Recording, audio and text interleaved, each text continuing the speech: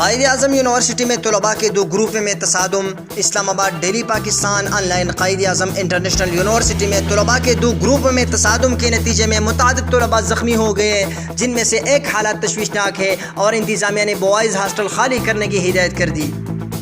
Quaid Azam university اسلام آباد میں دو group Pakhtun council اور پنجاب اسٹوڈنٹ کونسل کے درمیان تصادم کے نتیجے میں متعدد طلباء زخمی ہوئے اور یہ تصادم یونیورسٹی کے ہاسٹل میں ہوا۔ زخمیوں کو بیمز ہسپتال منتقل کر دیا گیا، جہاں ایک طالب علم کی حالات تشویشناک بتائی جا رہی ہے۔ طلباء کے گروپس کے درمیان تصادم کے دوران ایک ہاسٹل میں طلباء تنظیم کی جانب سے آگ بھی لگائی گئی ہے اور طلباء کی جانب سے فائرنگ بھی کی گئی ہے، جبکہ پولیس کی بھاری نفری بھی قائد اعظم یونیورسٹی میں موجود ہے۔ دوسری جانب یونیورسٹی انتظامیہ نے بوائز ہاسٹل خالی کروانے کا فیصلہ کر لیا ہے، تاہم انتظامیہ کا موقف ہے کہ ہاسٹل شنگھائی تعاونی تنظیم SCO سربراہی کانفرنس کے باعث بوائز ہاسٹل خالی کروائے جا رہے ہیں۔